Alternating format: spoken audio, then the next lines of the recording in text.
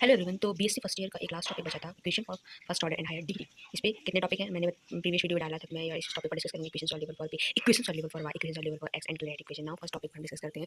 तो first topic discuss करेंगे, first topic हमारा है इक्वेशन सॉल्वेबल फॉर p। तो मैं सीधे डायरेक्ट बता दे रही हूं क्या करते हैं। हमारी गिवन डिफरेंशियल इक्वेशन होगी, क्वाड्रेटिक फॉर्म में होगी। क्वाड्रेटिक फॉर्म में लिए होंगे, सबसे पहले उसका फैक्टर निकालना है। फैक्टर निकालने के बाद अलग अलग दोनों फैक्टर लिखना है और p को हमको dy अपॉन dx लिखना है। p इक्वल टू हमको p equal to dy upon dx लिखना है आपको। देन उसके बाद सॉल्व कर इंटीग्रेशन कर देना, वही हमारा सॉल्यूशन दो निकलेंगे। बिकॉज ऑफ क्वाड्रेटिक इक्वेशन के दो रूट्स होते हैं, तो दो निकलेंगे, दोनों का मल्टीपल हमारा सॉल्यूशन हो जाएगा। देखिए एग्जांपल में दिखाई दे रही हूँ आपको, एग्जांपल लिखा है, एग्जांपल लिखा है, तो एग्जांपल देखिए मैंने बताया, उसको देखिए मैं करके दिखाई दे रही हूँ आपको, दिखाई दे रही हूँ। ये जैसे मैंने बोला सॉल्यूबल फॉर पी में हमारी क्वाड्रेटिक इक्वेशन रहेगी। तो पहले हम इसका फैक्टर निकालेंगे, फैक्टर निकालेंगे, फैक्टर निकलेगा, दो फैक्टर निकले, दोनों को वाला लिखना है। मैंने बोला तो फिर पी को d y upon d x और 4 है, इस साइड चला जाएगा तो इतना बन जाएगा। इस प्रकार से इसको भी ऐसे कर लेंगे। देन इसको इंटीग्रेट करेंगे कैसे, d y equal to 4 dx होगा, तो इंटीग्रेशन होगा तो y होगा, यहाँ पर 4x होगा प्लस c होगा। देन जब ये साइड आ जाएगा तो y minus 4x minus c equal to g. Then वही चीज़ लिखा है, इस प्रकार से इसका भी हो जाएगा। देन देखिए हमारा सॉल्यूशन क्या होगा, सॉल्यूशन जो होगा इन दोनों का इक्वेशन का मल्टीपल, ये और ये इक्वेशन यही वही सॉल्यूशन है। फिर नाउ हम अगले टॉप पर आते हैं, level for now equation solvable for y में क्या इक्वेशन सॉल्वेबल फॉर p था, now equation solvable for y। Soluble for y पर देख लेते हैं। हमारी इक्वेशन कुछ इस टाइप में रहेगी। किस टाइप में रहेगी हमारी इक्वेशन, कुछ इस टाइप, y बराबर पी एक्स फॉर्म में रहेगी। देन हमको डिफरेंशिएट किसी रिस्पेक्ट में करना है, x के रिस्पेक्ट में करना है। स्टेप देखिए, और फिर इसके बाद हमको सॉल्व कर देना है, इक्वेशन को इंटीग्रेशन कर देना है। और एक मतलब अलग अलग एक साइड एक्स एक्स के टर्म को d y upon d x term को एक साइड जो कॉन्स्टेंट टर्म हो उसको ले जाना है, उसको इंटीग्रेट करके सॉल्व कर देना है। देखिए एग्जांपल ये लिखा है, हमारा एग्जांपल लिखा है, ये देखिए एग्जांपल लिखा है, यार ये एग्जांपल लिखा है, एक मिनट।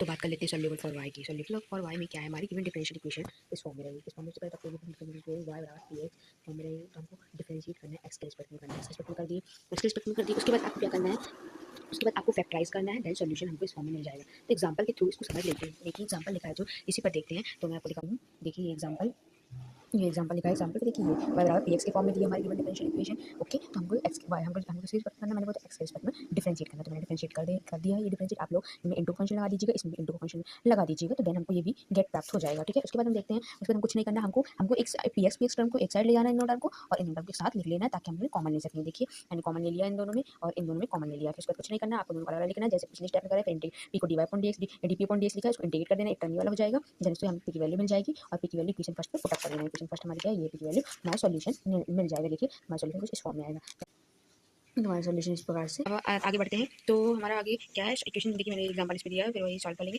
अब इक्वेशन सॉल्वेबल फॉर x में क्या होता है, अभी हमारी इक्वेशन किस फॉर्म में थी, y बराबर एफ पी एक्स की फॉर्म में थी। हमारी जिसके अपोजिट रहेगी x बराबर y पी फॉर्म में, किस रिस्पेक्ट में करेंगे, y के रिस्पेक्ट में, जिसके रिस्पेक्ट में करेंगे y के, हमारी इक्वेशन इस फॉर्म में रहेगी। जस्ट अपोजिट इसके पहले वाले, तो हम उसको y के रिस्पेक्ट में पार्शियल करेंगे। फिर उसके बाद हमारी वही प्रोसेस रहेगी, फैक्टर अलग लिखना है, देन इंटीग्रेट कर देना है, सॉल्यूशन हमारे स्टेप में मिल जाएगा। ये एग्जांपल आप लोग देख लीजिएगा, तो आप लोग को समझ में आ जाएगा ना। हमारी क्लैरिटी इक्वेशन क्या होती है, क्लैरिटी इक्वेशन हमारी क्या होती है, कोई भी इक्वेशन जो कि इस फॉर्म में हो, किस फॉर्म में हो, y बराबर p x plus function of P, या फिर इस टाइप में लिखी हो, उसको बोलते हैं क्लैरिटी इक्वेशन। देखिए जैसे एग्जांपल वाला देखिए, y बराबर 2px plus p square not clarity because second degree है, इसलिए नहीं है। जबकि ये वाला है क्लैरिटी इक्वेशन, ये भी है। Okay clarity equation general solution कुछ नहीं करना है, जहां पर p रहता है, वहां जहां p है उसको एलिमिनेट करके c कर दिया जाता है, p को c कर दिया जाता है, तो हमारा सॉल्यूशन जनरल सॉल्यूशन बन जाता है। ठीक है, ठीक है। फिर अब नाउ नेक्स्ट टॉपिक आता है, और देख लीजिएगा आप लोग, इसमें थ्योरी पूरी लिखी है, फुल नोट्स है, बहुत ही अच्छी नोट्स है। सिंगुलर सॉल्यूशन क्या होता है, सिंगुलर सॉल्यूशन को मैं सिंपल वर्ड में ही अगर बात करूं सिंगुलर सॉल्यूशन की, तो सिंगुलर सॉल्यूशन क्या होता है, जो ना तो जनरल सॉल्यूशन हो ना ही पर्टिकुलर सॉल्यूशन हो। ये जो डेफिनेशन लिखी है, डेफिनेशन बहुत इंपॉर्टेंट है। एक दूसरी डेफिनेशन वाली भी लिखी है, डेफिनेशन देखिए, a solution of differential equation which is envelope to the general solution is called a singular solution. General solution की एनवेलप का काम करे, सैटिस्फाई करे, इज कॉल्ड अ